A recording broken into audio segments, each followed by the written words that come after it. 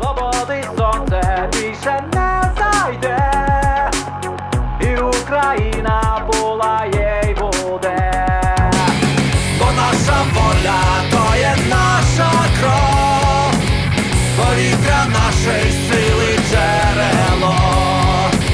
Свободи сонце більше не зайде, і Україна була й буде. Hello and welcome to the Talking Ukraine podcast. Today, our guest is Christina Paschyn, who is a journalist and filmmaker from the US, but now currently based in Qatar.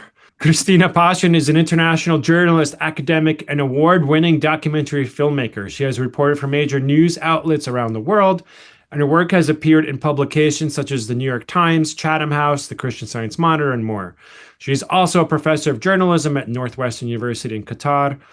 This year, Paschyn completed her feature-length documentary debut, Etched in Memory, which follows Crimean Tatar activists as they continue their fight to liberate their homeland, Crimea, amidst Russia's full-scale invasion of Ukraine. The film is currently being submitted to festivals and is seeking distribution. So you sent me a screener of the film, so I definitely want to talk to you about that. But this isn't your first film. I know you through Ukrainian diaspora circles, and we have talked about film before because you did a previous film on the Tatars. So maybe tell us a little bit, how you got into filmmaking from journalism, into documentary filmmaking, because you have like a TV background, really, right? And then why the Tatar story? Like why did that grab your interest? And that's the story that you decided to tell. Sure. Okay. Well, I could start with the journalism part. So, I went to school for journalism. I was just going to do broadcast journalism. That's what I was trained in. So TV and stuff like that. And then I always wanted to make this documentary in general. So that was always at the back of my head. And I kind of stupidly thought, you know what? It's just like an extended broadcast news package, right? Like take 3 minutes, just make it an hour. Like there you have your documentary. And I kind of approached that way with my first film. The second film, I actually ended up going to film school. I did an MFA in film. I wanted it to be a lot more cinematic and more, quality, less journalistic and more Hollywood, not Hollywood, but it's cinematic, right? That I had that in my I had a couple notes from the film, and I'm like, Grisha, this film is a cinematic piece where like your other film, from what I remember, felt more like a TV. Yeah. Piece. And it was much more. Yeah, that it was like a very different style and approach. Yeah. Right. Yeah. So I think I really educated myself on what makes a good documentary, but I'm still proud of that first film. Yeah. Well, so that was much more. Talk about the first film. What's the name of the first film? And how did you put that together? Yeah. So that was made in 2015. It's called A Struggle for Home, the Crimean Tatars. And it's a 45-minute short film about the history of the Crimean Tatar people from antiquity. So when they first kind of emerged as an indigenous people on the Crimean Peninsula, all the way up to the aftermath of the 2014 Russian invasion and annexation of Crimea. So I tried to really go into their history. So we're talking about in that film from antiquity to the creation of the Crimean Khanate, which is the Crimean Tatars First Nation state, and then to the Russian first conquest in 1783, their terrible years, centuries under Russian occupation and oppression, the collapse of the Tsars to the introduction of the Soviet Union. And then, of course, the big part in Crimean Tatar history was the 1944 deportation genocide that Stalin carried out against their people. He deported the entire Crimean Tatar population from Crimea to the Urals to Uzbekistan. Nearly 46% of their population died from that deportation experience and in the first 5 years of exile. But then with the collapse of the Soviet Union, they were able to return. And then it all started again, right, with Putin invading and annexing Crimea in 2014. So that is that. A lot of history packed into 45 minutes. And the reason I ever got into the history of the Crimean Tatar people is because I used to go to Ukrainian school as a teenager. I'm sure you did too, Demyan, right? Yes. Школа on Saturdays. And nobody ever wants to be there. But one thing that stood out to me as a teenager, we had lessons about the Kozake and how they used to fight and like, protect the steppe lands and everything like that. And our teachers talked about the Crimean Tatars, the Tatare that would fight with the Kozake. And that's all I ever really remembered about them. But I remembered that phrase, the Tatare, right? And then I went and did a master's in Middle Eastern Studies, and we had this special module session about Islam in Eastern Europe. And guess who they mention? They mention the Crimean Tatars.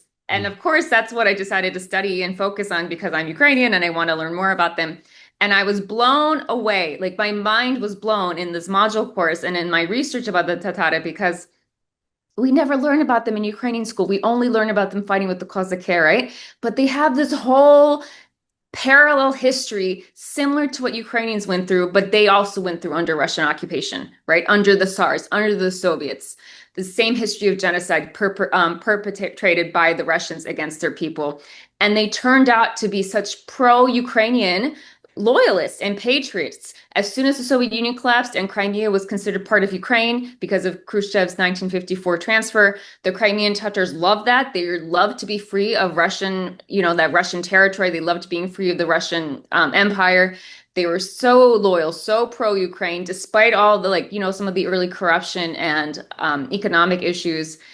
They were Ukrainian. They were proud to be Ukrainian. And then 2014, disaster struck again. And we just never learned about any of this in Ukrainian school, which is a real disappointment. I think things are changing now. I think Ukrainian schools start to talk about like the diversity in Ukraine of all the different indigenous peoples in Ukraine, but also just the great multiculturalism that's experienced in the country. So hopefully that's changed. But that's what got me started in the Crimean Tatars. And I made that first film because I wanted to explore that history. I started making in 2012 before the annexation, so I didn't even know what was coming. Oh, And then the annexation happened, and suddenly my film had more relevance.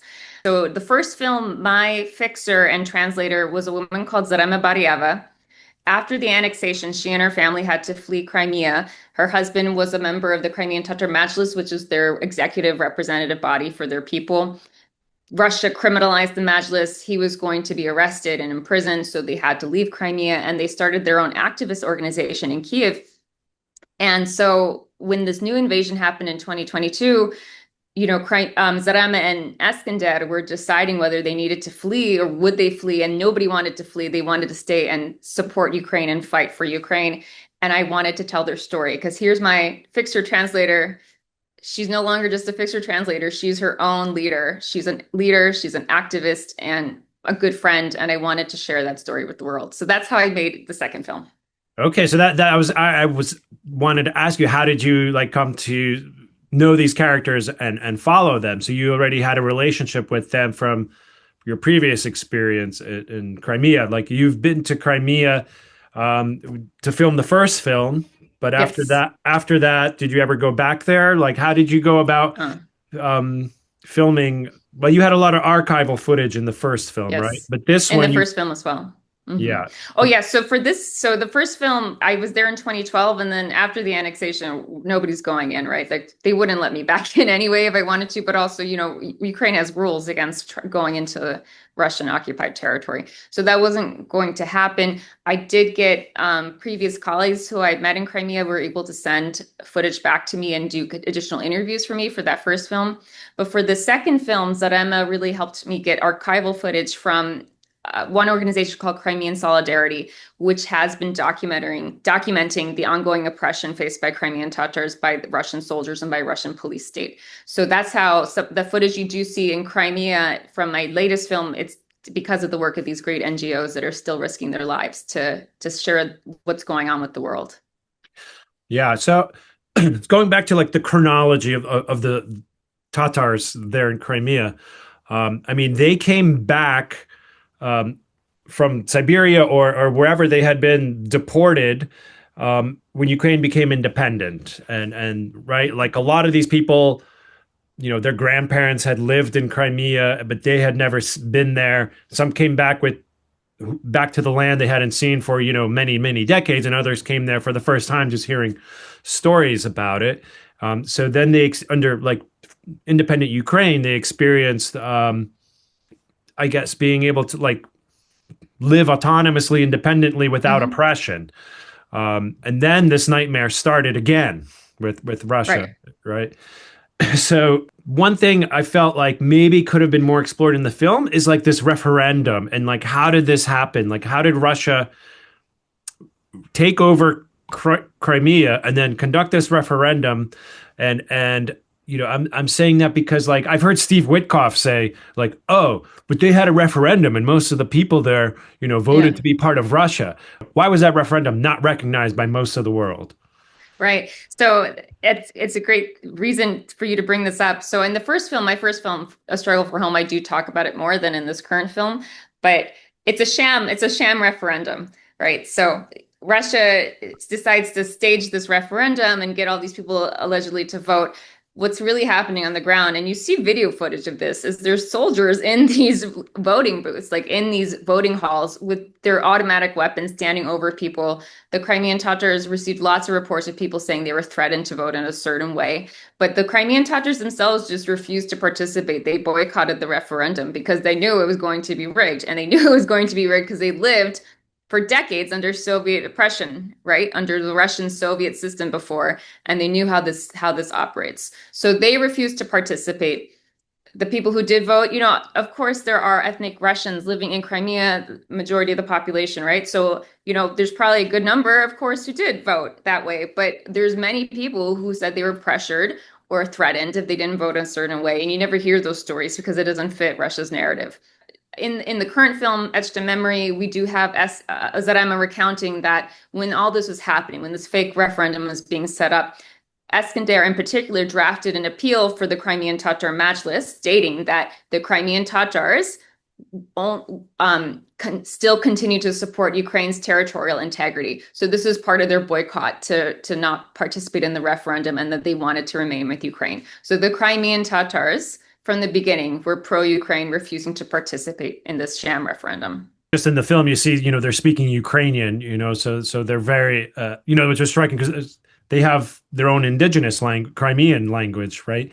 And Yes, Crimean Tatar and they can language, speak yeah. Russian and Ukrainian. So, you know, it's like a visual sign of how they've just become part of Ukraine to me. You know, when Russia came in there, I mean, what was life like for the Tatars? We have like all these territories now that are being held by Russia, you know, the occupied territories in mainland Ukraine, but Russia's been already, you know, having the Crimea for a longer period of time. Some left and some stayed. I mean, at what point Yeah, did no the problem. characters in your film leave Crimea, and you know, when does their story begin? Life before the annexation, you know, it was they had cultural freedom, they had political freedom. Life was good for the Crimean Tatars. Now, of course, you know, this is still this is the 2000s still. So we still had like corruption issues from local government officials, of course. You know, the economy wasn't the greatest thing. So the Crimean Tatars did like there were grievances not just among Crimean Tatars, but against like all of Ukrainian population, right? Like there's problems with any country. So they do, you know, the Crimean Tatars, at least my character, the people I interviewed, they were open about the fact like, no, life wasn't 100% perfect. Of course it wasn't, but it was better than what it was under Russia, right? It was better than what was under the Soviet Union because they actually had real political freedom. And for the Crimean Tatars, they were able to basically try to revive their culture and their society before they were kicked out from 1944. So as soon as they got back to Crimea, you know, starting in the early 90s, they founded their own Crimean Tatar language schools again. They set up the Crimean Tatar Majlis, which is their representative body, their executive body. They set up the Kurultai, which is their Congress. They were able to get some representation in the Ukrainian parliament that was approved by the government as well, like recognition of their cultural autonomy. And they set up theaters, they set up lots of different cultural elements. And they had freedom. Like, of course, no country is perfect. Look at America. There's always corruption issues, there's always political problems, but there was real, genuine autonomy and freedom for them. When 2014 happened, when the annexation happened, that all changed right away, nearly right away. Russia banned the Crimean Tatar Majlis. They designated it as a terrorist organization. They started, if not completely shutting down schools, drastically reducing the number of Crimean Tatar language classes that are available. So you're trying to culturally erase the Crimean Tatar people, not overtly in that you're shutting down schools completely, right? Widespread, but you're minimizing the number of language classes. You're trying to like make it more difficult for these students to actually get classes that are related to their heritage. So that's a problem right now. The biggest problem, though, are these raids conducted by Russian police state forces. Crimean Tatar communities, neighborhoods, villages are frequently raided. Usually they're looking for pro-Ukrainian sentiment, anybody who's like against the Putin regime. What they do, though, to cover this up, right, is claim that the Crimean Tatars are Muslim terrorists. And there's a whole complicated history there. First of all, it's really not that complicated because Crimean Tatars have never, ever engaged in any sort of terrorist activities. From the beginning of their national movement under the Soviet Union, they were always a non-violent protest movement. Okay, so there's no history of these kind of like fake Islamic radicalization stuff that Russia claims. What they claim is that the people they arrest, the Crimean Tatars they arrest, are members of Hizb ut-Tahrir, which is a religious organization. In Ukraine, it was legally allowed to exist. So Ukraine recognizes Hizb ut-Tahrir as a legitimate religious organization. It's not illegal. In Russia, it's been designated as being illegal and as a terrorist entity. So these Russian forces go in, they claim like these Crimean Tatars are members of Hizb ut-Tahrir, and that's why they arrest them and imprison them. The problem is, like a vast majority of the people that they're arresting are not even part of Hizb ut-Tahrir. It's an excuse just to arrest anybody who's speaking out against the Putin regime or who might have pro-Ukrainian sympathies. So they're using this as an excuse that's not even an accurate factual reason to arrest anybody. They go in and say, oh, there's a Quran on the wall or there's a Quran on the bookshelf. They must be a member. Let's go ahead and abduct them and imprison them. So there's all sorts of these trumped up charges being leveled against Crimean Tatars. You know, it's a police state. It's scary. So the problem is there's no real freedom of speech anymore, right? And the people who do protest, who do speak up, they're often arrested and imprisoned. So we see a lot of Crimean Tatar families, you know, their children and the moms are left alone while the men are in jail sitting for crimes they never even committed. It's a problem. It's definitely, once again, we're living in this oppressive police state. So as far as your characters, when did they leave Crimea? Just for someone listening, just to get a little into the story that you're telling, like what's their, you know, story, short version of their story. Yeah. So about 3 months after the referendum and annexation happened, Eskender was crossing the border to speak in mainland Ukraine. And as he was crossing, he was harassed by Russian officials. They tried to destroy his Ukrainian passport, and they said they were going to open up a criminal case against him because he was so pro-Ukraine, right? And is speaking out against the referendum and the annexation. And so he knew if he came back into Crimea, he would be arrested and imprisoned for God knows how long. So that's when they made the choice to relocate. So about 3 months later, Eskender was already in mainland Ukraine. Zarema packed up the children by herself, packed up their whole life by herself, and reunited with Eskender across the border. And then that's when they moved to Kiev. And that's, you know, soon after they opened up their Crimean Tatar Resource Center, which is an NGO that they founded, whose goal is to help liberate Crimea from Russian occupation. So those are my two main characters. The movie is told through them. How they're running their NGO and who they meet and help along the way. So in addition to Zarema and Eskender and all the great work they do, we meet 4 other sub-characters who are also Crimean Tatar background.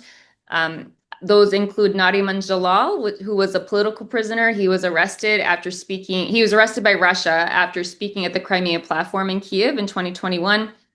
They didn't say he was going to be arrested for speaking there. They made up some trumped up charges, right, for like alleged terrorism activity, which wasn't at all factually accurate. So we see him in the film being arrested and imprisoned, and Zarema and Eskender working hard for his release.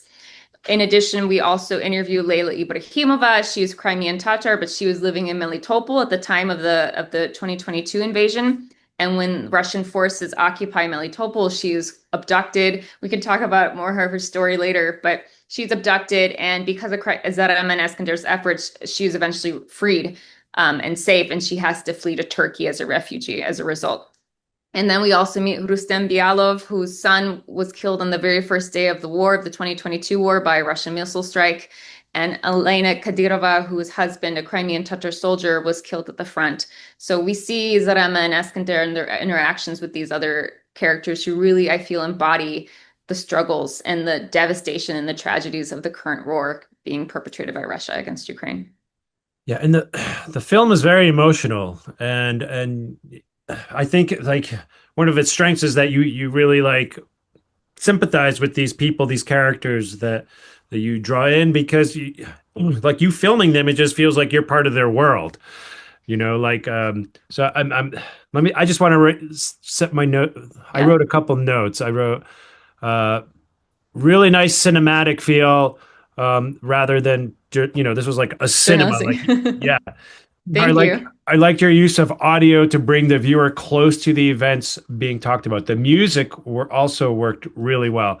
So like, yeah, you brought in like sounds, to just sort of bring the audience into that experience, right? So you maybe had a photo, but then like the sound you brought in like really like, was immersive, and it moved at a nice pace. Like you see a lot of stuff that's really like fast cuts or short attention span, and I like the pacing of it. Just like it had this, yeah, cinematic feel, as opposed to like a Thank you. TV that bombards you. So I found it gripping, Krista. I really like Thank you so much. Дякую. yeah, thought I'm thought glad. I hope the rest of the world feels yeah, the no, same way. I Yeah. was impressed. I was impressed. I thought like this is a film that could appeal to festivals, like because you're not just like generally telling the story. You have these characters that and a character arc, and they're relatable, and the way it's fit. Like, how did you go about filming? Like, were you there with them? Did you have a cameraman follow them? Can you talk a little bit about like the actual production, film production Yeah. process? Yeah. So I did travel to Kiev to film. Um, the summer 2024, I went and spent as much time as I possibly could with Zarema and Eskender. We did a lot of filming. There's a lot of stuff I filmed that never made it into the movie, of course. They hosted this whole summer camp in Western Ukraine, trying to raise the next generation of Crimean Tatar and Ukrainian activists.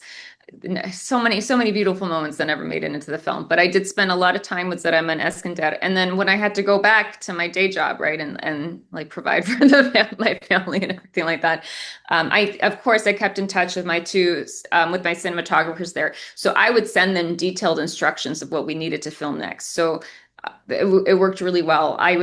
I had my producer, so my co-producer in the film, his name is Urustem Muratov. He is Crimean Tatar. He's based in Poland as a refugee right now with his family. So he helped me connect with my cinematographers and with my audio recordists. And I would just send them detailed instructions of what exactly we wanted to get in a particular scene. And it was just coordinating with Zarema and Eskender and the other sub-characters if we needed to do any pickups.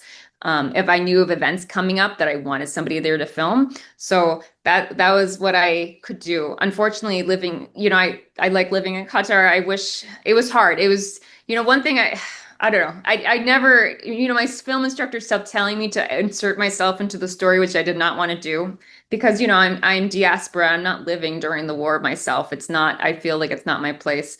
But one thing I did really notice, it was so hard for me to leave Ukraine after filming there for the summer because, we are diaspora. This is our homeland.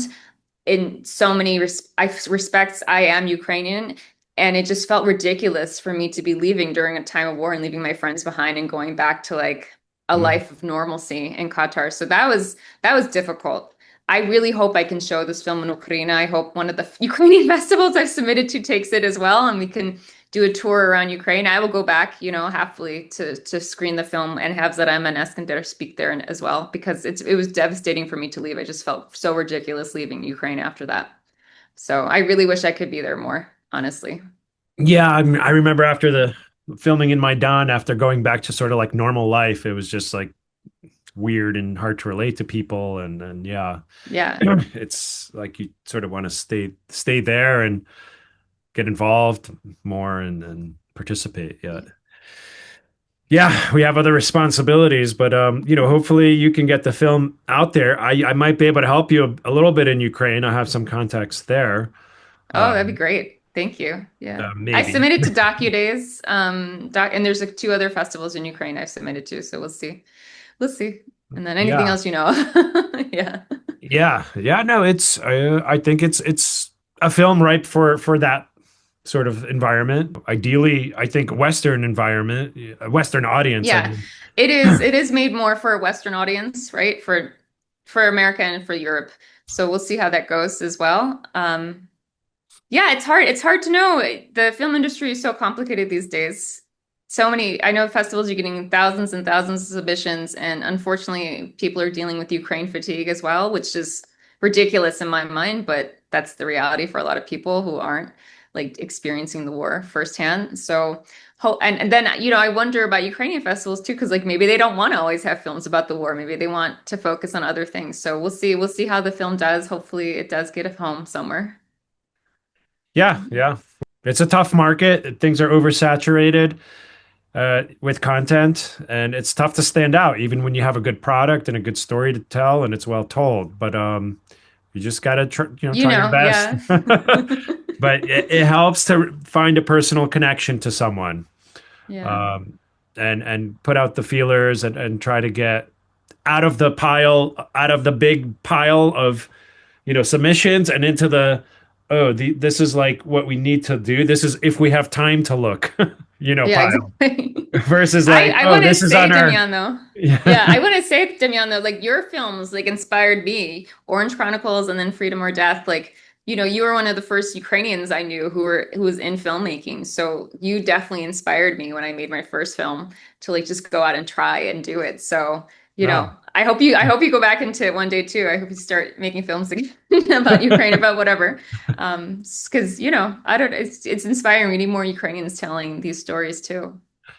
Yeah, I mean, I want to make another film, but I always thought it'd be after the war, like More.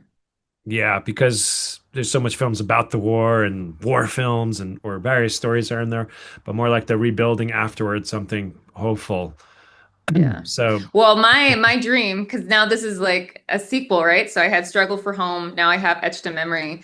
The trilogy. If there's a third film, is going to be when Crimea is liberated, and I'd love to tell that story. So we're just waiting for Ukraine to win and to liberate Crimea eventually. well, that I did have this question for you. Is there like a type of resistance, like an underground resistance in Crimea? Are there people there doing underground sort of activities in communication or, with Ukrainian military? Or I don't know, is there some sort of active resistance there? There is active resistance happening, and Crimean Solidarity is one of the few NGOs that are able to like get this information out.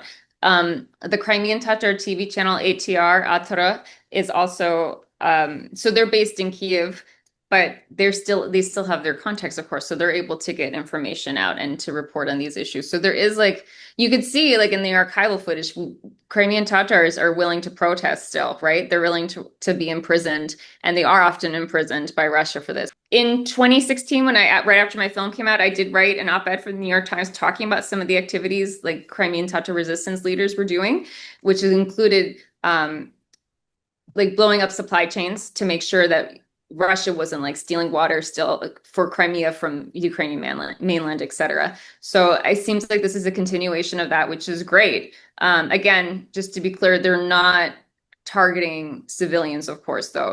We're talking about Russian military soldiers or infrastructure that needs to be, you know, immobilized in order to help liberate Crimea eventually from Russia.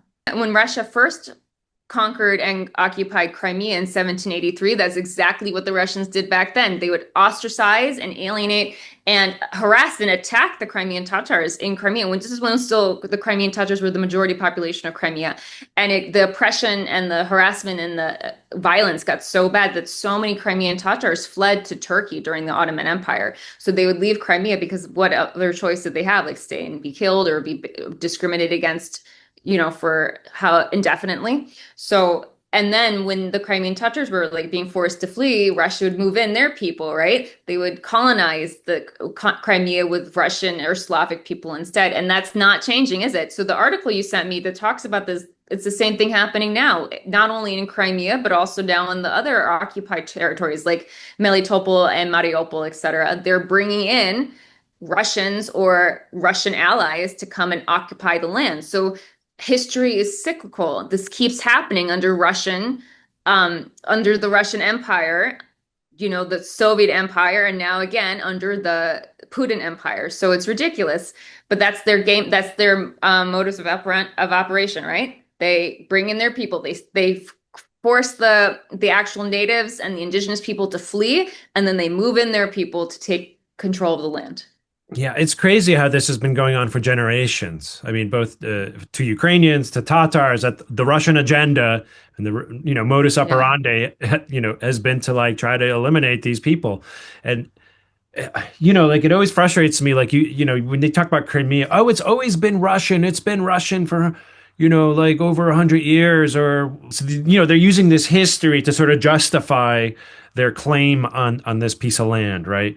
But it's like, And it's no, not you true. guys weren't Right. the Tatars were there a lot longer than you guys, right? Like what that's like, 1441 was when the nation state was officially, the Crimean Khanate was officially formed. But even before 1441, like there a reason the Crimean Tatars are called the indigenous population, because they have those indigenous roots. So we're talking like from BC CE, like they're the indigenous population. They're called that for a reason. But the official nation state was 1441.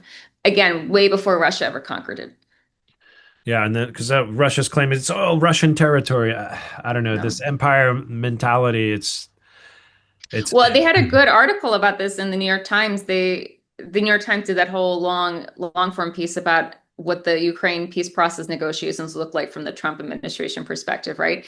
And in one of the sections of the article, they talk about how Trump officials are talking with Rustem Umerov, who is he's in the Ukrainian government, right? He's been a lot of part of the peace negotiations, and he's Crimean Tatar himself. And they're discussing this idea that America is going to recognize Crimea as being part of Russia officially, right? Which would be a terrible backstab and tragedy. And Rustem is telling, the Trump officials, don't believe the lies. I'm Crimean Tatar, right? This Crimea was not always part of Russia. It's a lie. And it's just so sad that now we're at the point that, I mean, if this really happens, I think Trump is 100%, he's 100% ready to give away Crimea, right? He's 100% ready to say, yeah, we're going to recognize Crimea as Russia's. And it's going to, I talked to my main characters about that. We did film like a couple discussions about that didn't end up making it in the film, but they're pretty like level-headed about this. Like as long as as long as Europe and Ukraine never recognize Crimea as Russian, they'll put up with America's crap, right? They'll just, what are you going to do at this point? But, so one thing to say is that Zarem and Eskinder, and, we see them attending the deportation anniversary commemorations with Zelensky leading the speeches and everything like that. So it feels like they really do trust the Ukrainian government to have their back, to have the Crimean Tatars back, and that, we can at least count on Zelensky and the Ukrainian government to not throw us under the bus and somehow give away Crimea to Russia. So that's good. Obviously, they're going to be pissed if Trump really falls through on this threat, right? Which would be horrific. But at least as long as Europe and Ukraine doesn't give in, I think the Crimean Tatars will have hope that Crimea will still eventually be liberated. I hope so, at least. Yeah, in the film they say, the war started in Crimea and it has to end in Crimea. Crimea. How do you I mean, do you have any idea what they mean by that? Like how could it end there? Like Russia since occupying it has built that bridge to mainland Russia, and Ukraine has hit it a couple times. The Kerch Strait Bridge, is that Yeah. what it's called? That's right. Yeah, if that were eliminated, I mean, how vulnerable is Crimea? I don't know. Like, can it end there? Is Crimea the key to ending this war? Like, For a lot of for the Crimean Tatars, yes, and for a lot of Ukrainians, they will also say this all started. This didn't start in 2022. It started in 2014. That was Russia's first incursion into Ukraine. Okay, so if we give away Crimea to Russia, we're just rewarding the aggressor, right? It's not justice. It's perpetuating this injustice, and you're condemning Ukrainians and Crimean Tatars who are still in Crimea to perpetually live under this Russian dictatorship. Nobody wants that. So for many Ukrainians too, they will say the war began in Crimea and it must end in Crimea. What does that mean? So there was a point during, when Ukraine had their counteroffensive and they were able to liberate Kherson, right? There was real hope, like, yeah, we can do this. Like, Crimea will be next. We can liberate Crimea within this current war. And you saw that. Like, I remember watching interviews with Mustafa Jamilov, who's the national leader, who's essentially the historic national leader of the Crimean Tatar movement, saying, warning people in Crimea, get ready, it's coming, we're coming back to get Crimea. Ukraine is going to win this. That has since tampered down, right, as the war has dragged on longer and it's gotten a lot more difficult for the Ukrainian armed forces. But even so, there's still this belief that the war will only officially end when Crimea is liberated. And this is a long game. So maybe it's not going to happen in the next year. Maybe it will happen in 20 years or 30 years, but you have to be willing to wait. And we can look at Syria, right? How long were they suffering under the Assad dictatorship? And nobody thought anything would change. And eventually the Syrians, very recently liberated themselves from that dictatorship. So you have to believe that eventually justice will be served and victory will come. And the Crimean Tatars, unfortunately, have already a long history of waiting. 1944 was their genocide deportation, right? From 1944 up until 1989, they had no way to return home to Crimea. And then eventually a miracle happened. The Soviet Union collapsed and they were able to return. And then, of course, 2014 happened again. But they still believe, and I still believe too, it's just waiting it out. You have to play the long game. And eventually Ukraine will find a way to reunite with Crimea. That's what they believe. And I'm hoping for that too, of course. So we'll see. But it might not happen this year, of course. Like militarily, it's probably not going to happen anytime soon. But we'll see. We'll see what happens when Putin dies too. Like, who knows what will change. So. Yeah, I mean, there's a lot of variables involved there, and with the current Trump administration, it's really frustrating. I think for a lot of Ukrainians, just unpredictability and sort of friendliness towards Putin, treating him. It's a disaster. I mean, I feel so bad for the Ukrainian negotiating team. You just can't. And there's no sense. It's nonsensical. He changes with the wind, Trump. So it must be so difficult.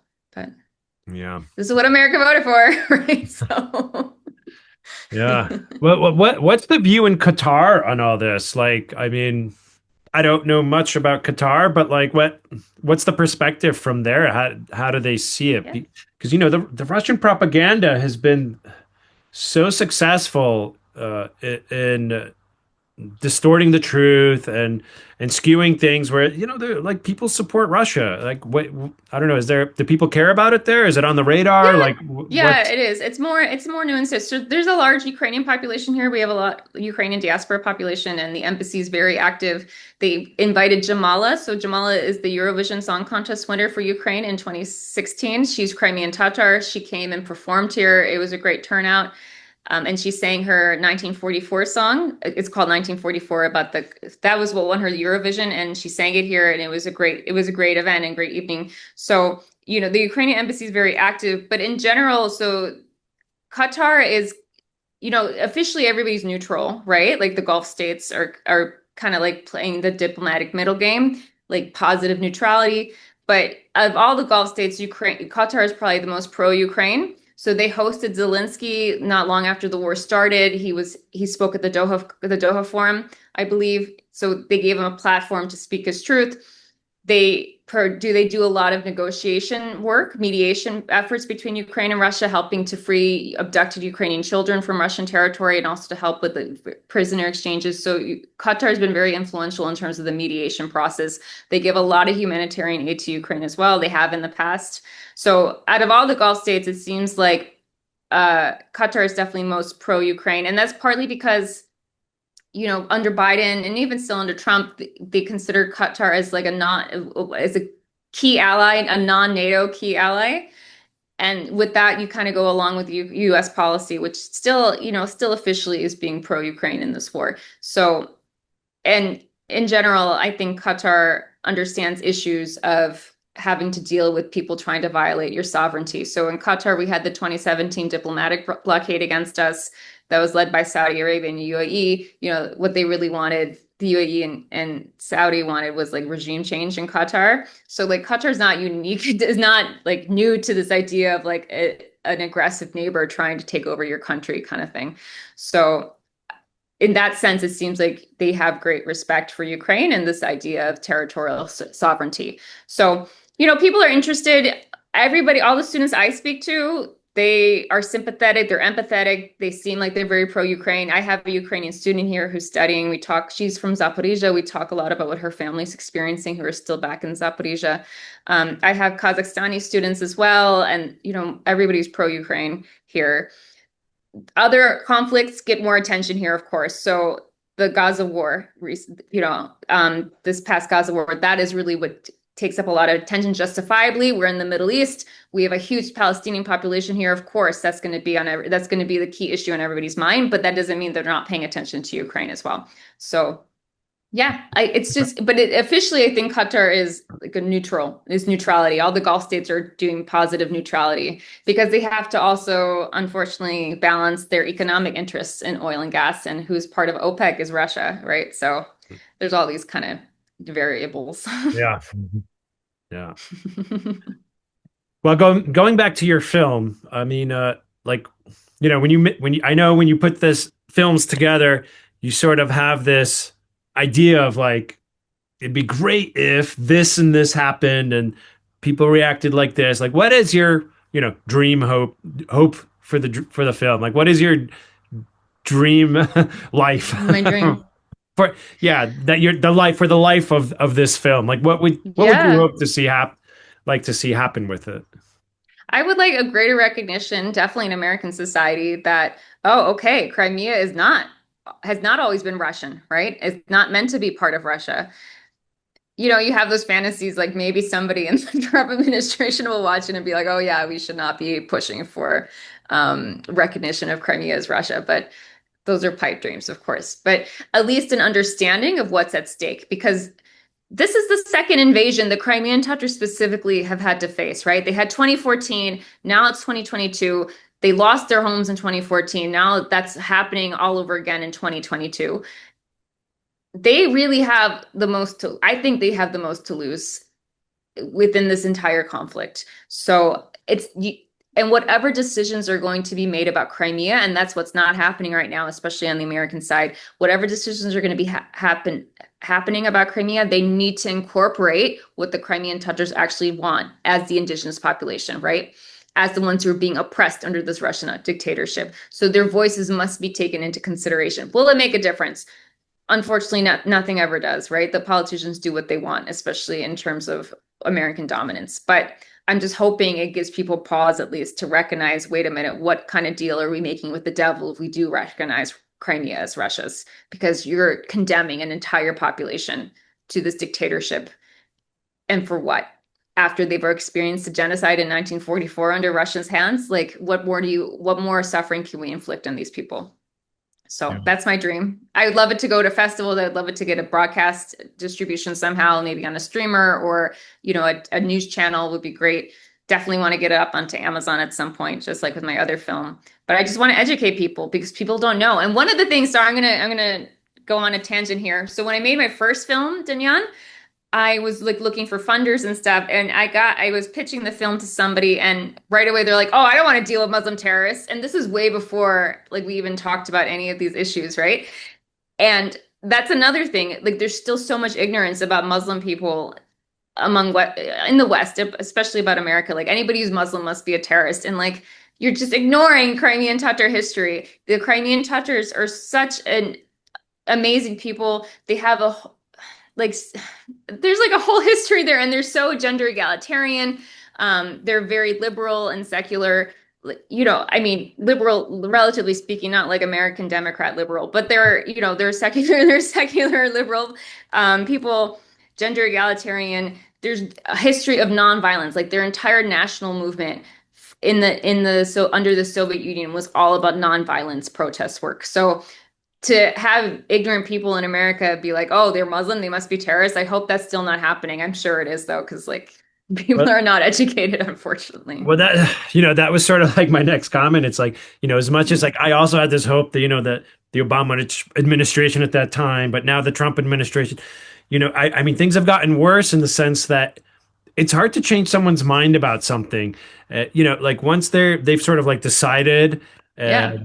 like they stay in their echo chambers, and and it's hard for someone to like just approach something with an open mind and say like, okay, let me see what this is about, and then be open to like even like hearing what the message is, especially like in this AI dominated world, like if it doesn't subscribe to like what you already believe, you dismiss Yeah. it, right? People dismiss it. I mean, is that something that you're talking about in your teachings in your class? I mean, it seems like it's Oh, for sure. Oh, for sure. I tried it in all my journalism classes. You know, I'm being passionate here, but in my classes, I do try to be like much more professor like, and like like students come to their own conclusions kind of thing. But we talk about media literacy, of course, and we talk about being able to spot AI misinformation and disinformation. But we also talk about, at least expanding your source list so you're getting a variety of different perspectives. So this isn't necessarily relevant, but I teach a class called Gender in the Media. And we do a variety of different topics, including Islamic feminism. We talk about how Western media covers, and Middle Eastern media also covers like rape and sexual assault reporting. And who do they usually go to for sources? How do they usually frame the narrative? So we really work on the idea of like, at the very least, you need to be consuming a ton of different kinds of media: conservative, liberal, Islamic feminist, or more mainstream or more mainstream Islamic, or more conservative. You need to have a variety of sources, because otherwise, how will you ever be able to tell a story accurately? How will you ever be able to present all the nuances involved in a topic if you don't have a diverse source list yourself? So going back to the film, that's the same thing. A lot of people want to be in their echo chambers, but not everyone. Some people are open to getting more information and getting new information. So I'm hoping like at least the film helps reach some people who are who weren't, maybe never even knew what Crimea really is, right? Never have no idea who the Crimean Tatars are. I don't know, maybe actually hearing, Zetaban Eskander's voices and seeing a first person perspective might help pop some of those echo chambers. But even if not, I think there's still value in trying to make this film and get it out into the world, I believe. Yeah, I think it's a beautiful film, so I hope it finds its audience. Thank you. Me too.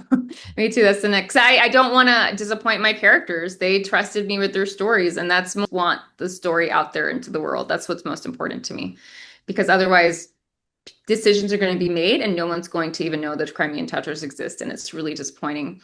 And I will say, talking about like how people just want to hear their own biased justification, and they don't care about the other side. And I think that's all the more true with indigenous cultures. Look at how America's treated our own indigenous population in America, right? The Native Americans. Nobody cares about the indigenous perspective. We marginalize them. We steal their land still. We don't respect their culture and their society. And so when I say like I want like the Trump administration to listen to Crimean Tatars, they're the indigenous people of Crimea, it's a pipe dream, right? Because if we don't even care about our own indigenous people in America, like what hope do I have for the Trump administration to care about the Crimean Tatars, even though that is their native land? But hopefully someone will see it, and hopefully it will make a difference in some way.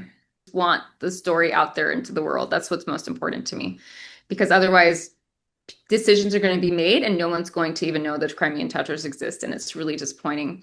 And I will say, talking about like how people just want to hear their own biased justification, and they don't care about the other side.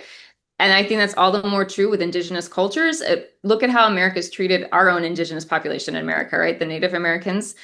Nobody cares about the indigenous perspective. We marginalize them. We steal their land still. We don't respect their culture and their society. And so when I say like I want like the Trump administration to listen to Crimean Tatars, they're the indigenous people of Crimea, it's a pipe dream, right? Because if we don't even care about our own indigenous people in America, like what hope do I have for the Trump administration to care about the Crimean Tatars, even though that is their native land? But hopefully someone will see it, and hopefully it will make a difference in some way. Свободи сонце